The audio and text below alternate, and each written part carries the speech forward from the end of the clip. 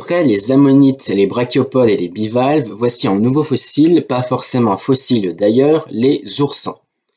Un oursin, qu'est-ce que c'est? D'après le dico, oursin, échinoderme des fonds marins à test globuleux formé de plaques calcaires couverts de piquants mobiles.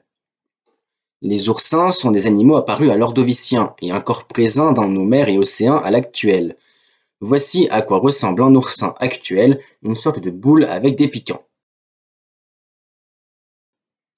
Les oursins sont aussi appelés échinides. Ce sont des échinodermes. Les échinodermes sont un grand embranchement qui contient, outre les oursins, les concombres de mer, les crinoïdes, les ophiures et les étoiles de mer. Les échinides sont composés de plaques calcaires arrangées régulièrement suivant une symétrie radiaire d'ordre 5. Il existe deux types d'oursins, les réguliers et les irréguliers. Plusieurs caractéristiques différencient. Premièrement, les oursins irréguliers ont aussi une symétrie bilatérale. Les réguliers sont aussi plus sphériques que les irréguliers plus plats.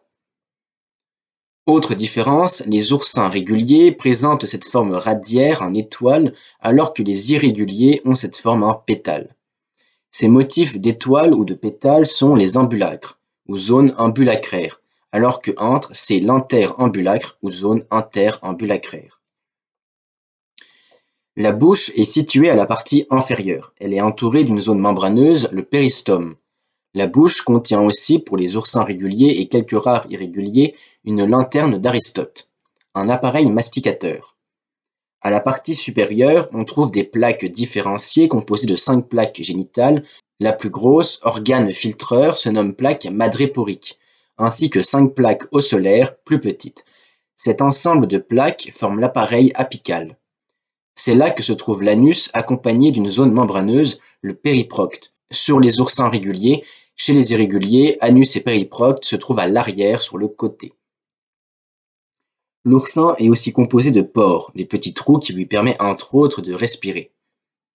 Les échinides possèdent des piquants qu'on appelle plutôt des radioles.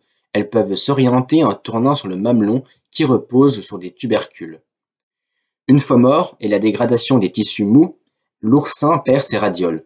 C'est pourquoi un oursin à l'état fossile ne possède aucun piquant, mais on peut quand même en trouver séparément. Et voici les organes internes des oursins. À retenir, les oursins ou échinides sont des échinodermes. Vivants, ils sont reconnaissables à leur forme sphérique et leurs nombreux piquants.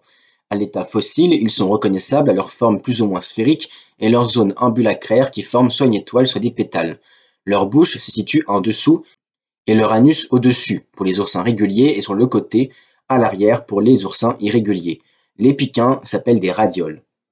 C'est déjà la fin de cette vidéo, n'oubliez pas de l'aimer, de la partager et surtout abonne-toi à mercredi prochain, dernière vidéo des minutes géologiques, oui dernière, spéciale pierres précieuses.